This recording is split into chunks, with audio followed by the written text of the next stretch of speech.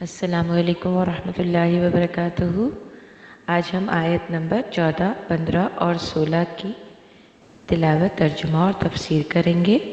میں پہلے تلاوت کر لیتی ہوں۔ اعوذ باللہ من الشیطان الرجیم، بسم اللہ الرحمن الرحیم۔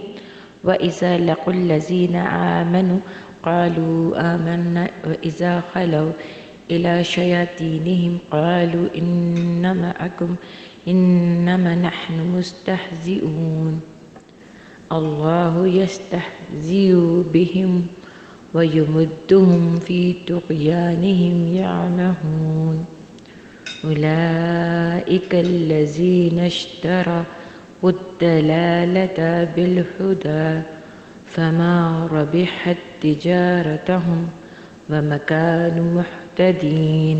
ترجمہ: اور جب وہ ملاقات کرتے ہیں ان سے جو ایمان لائے، وہ کہتے ہیں ایمان لائے ہم، اور جب وہ اکیلے ہوتے ہیں طرف اپنے شیطانوں کے، وہ کہتے ہیں بے شک ہم تمہارے ساتھ ہیں، بے شک ہم تو مذاق اڑانے والے ہیں۔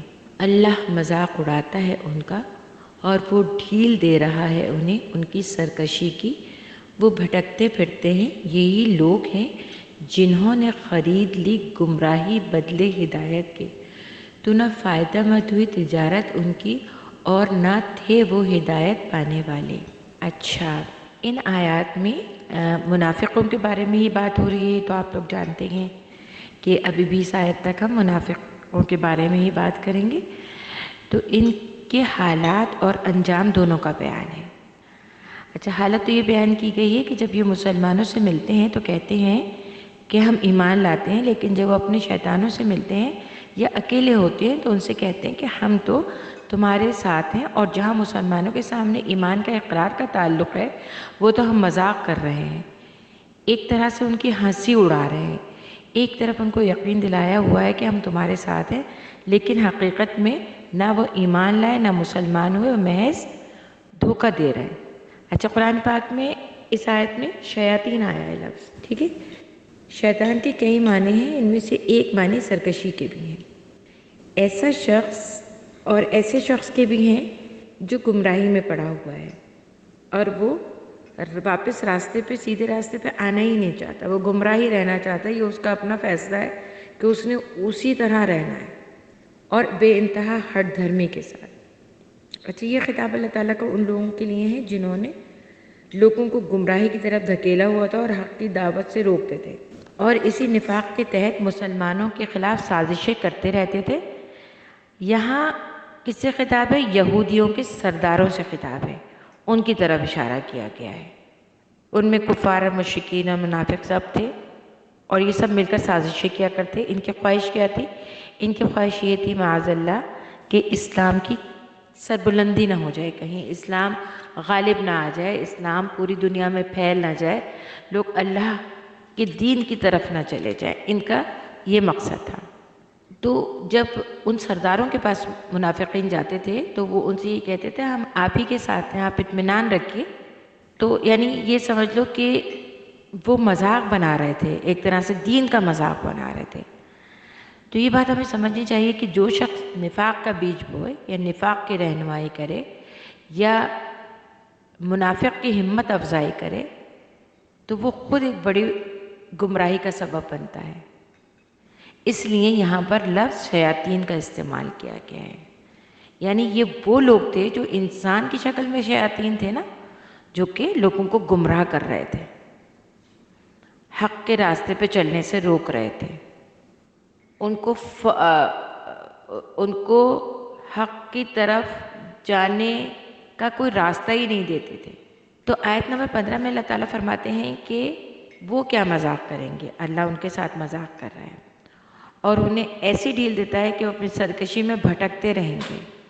ایمان رکھنے والا ہر بندہ یہ جانتا ہے کہ اللہ کی ذات انسانوں کے مذاق سے کہیں بالا تر ہے، یعنی اللہ تعالیٰ کی یہ صفت نہیں ہے، مذاق اللہ تعالیٰ کی صفت نہیں ہے، اللہ تعالیٰ کی شان سے بالا تر ہے یہ بات کہ وہ کسی سے مذاق کرے۔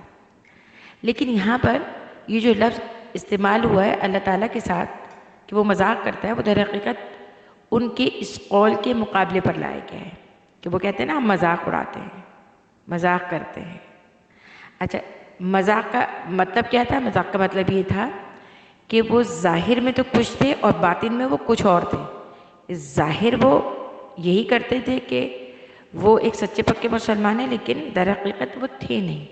تو اللہ تعالیٰ فرماتے ہیں کہ ان کا یہ مذاق تو کچھ دنوں میں ظاہر ہو جائے گا، اور مسلمان بھی جان لیں گے کہ ان کا ایمان کا دعویٰ غلط تھا۔ اور منافقین کا تو ظاہر بات ہے، اللہ تعالیٰ تو ہر چیز کا جاننے والا ہے، تو منافقین کا یہ مذاق تو کسی صورت چلنے والا تھا ہی نہیں اللہ کے ساتھ۔ اللہ نے ان کے ساتھ یہ معاملہ کیا ہے کہ وہ ان کو ڈھیل دے رہا ہے۔ اللہ تعالیٰ کیا کر رہا ہے؟ وہ ان کے اس مذاق کے عوض کیا کر رہا ہے؟ ان کو ڈھیل دے رہا ہے۔ اس ڈھیل کے نتیجے میں اور اپنی سرکشی میں یہ بھٹکتے چلے جا رہے ہیں، اور یہ بڑے غرور میں ہیں، اور یہ بہت زوم میں ہیں کہ دنیا میں تو فی الحال ظاہر ہے ان پر کوئی عذاب نازل نہیں ہو رہا نا۔ ڈھیل دینے کا مطلب یہ ہے کہ دنیا میں ان پر کوئی عذاب نازل نہیں ہو رہا، دنیا کے اندر جو کچھ یہ فساد پھیلا رہے ہیں، جو برائیاں ان کے اندر ہیں، جو نفاق ان کے اندر ہے، اس کی کوئی سزا انہیں دنیا میں مل نہیں رہی ہے، بلکہ جس طرح یہ خوشحال تھے اب بھی خوشحال ہیں۔ یعنی یہودی جو تھے وہ سود بہت لیا کرتے تھے، اور سود کے ذریعے وہ بہت دولت کمایا کرتے تھے، وہ ویسا ہی اب بھی کر رہے ہیں۔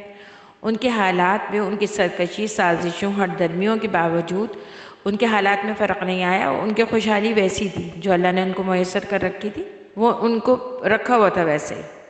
اس چیز سے وہ یہ سمجھ رہے تھے کہ جو کچھ وہ کر رہے ہیں وہ بالکل ٹھیک ہے، وہ کوئی غلط کام کر ہی نہیں رہے۔ اگر وہ غلط ہوتا تو اللہ تعالیٰ ہمیں دنیا میں سزا دے دیتے، مگر اپنے اس طرز عمل سے وہ دوسرے کو دھوکے میں ڈالتے، وہ خود دھوکے میں پڑ گئے ہیں۔ ٹھیک ہے، اس طرز عمل سے کیا ہوا ہے کہ وہ خود دھوکے میں پڑ گئے ہیں۔ وہ یہ سمجھ رہے ہیں کہ وہ بہت اللہ کے پسندیدہ ہو گئے ہیں شاید، کہ اللہ تعالیٰ تو انہیں سزا دے ہی نہیں رہا ہے۔ آیت نمبر 16 میں ان کا انجام بیان کیا گیا ہے کہ یہ وہ احمق لوگ ہیں جنہوں نے ہدایت کے بدلے گمراہی خرید لی ہے۔ دیکھیں، جب ہم کوئی چیز بھی خریدنے جاتے ہیں تو اس کے عوض ہم اس کو، جب ہم کسی شاپ پہ جاتے ہیں کوئی بھی چیز لیتے ہیں تو اس کے عوض ہم اسے پیسے دیتے ہیں، یا اگر کسی چیز کے بدلے کوئی چیز دیتے ہیں۔ تو یہاں پہ کیا ہوا ہے کہ انہوں نے ہدایت کے بدلے گمراہی خرید لی، یعنی اللہ تعالیٰ کے نبی کے ذریعے ان کو ہدایت عطا فرمائی گئی، دین کا صحیح راستہ بتایا گیا، صراط مستقیم کی رہنمائی کی گئی، حضور کی تمام تعلیمات جو ہیں وہ ہدایت پر ہی مشتمل ہیں۔ لیکن وہ کیونکہ حضور سے حسد کیا کرتے تھے، اور حسد کا سلسلہ کیا تھا کہ وہ اس انتظار میں تھے کہ جو آخری نبی آئیں گے وہ ان کی ہی بنی اسرائیل میں سے ہوں گے، لیکن آخری نبی اللہ پاک نے حضرت ابراہیم علیہ السلام، حضرت اسماعیل علیہ السلام کی یہ دعا تھی کہ ان کی اولادوں میں سے کوئی نبی آئے، تو حضرت اسماعیل علیہ السلام کی اولاد میں سے حضرت محمد مصطفیٰ صلی اللہ علیہ وآلہ وسلم مبعوث ہوئے۔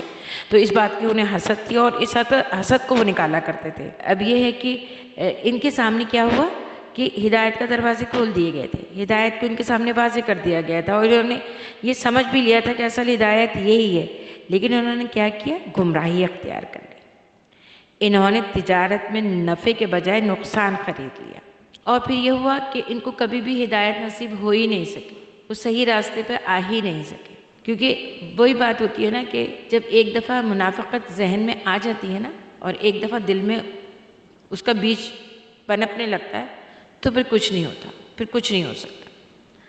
اچھا، منافقوں کی ان تمام حرکتوں کا اور ان تمام کارروائیوں کا نتیجہ یہ نکلا کہ نہ دنیا میں کیا رہا، وہ گمراہی میں پڑے رہے، اور آخرت بھی ان کی بالکل نفع بخش نہ ہوگی۔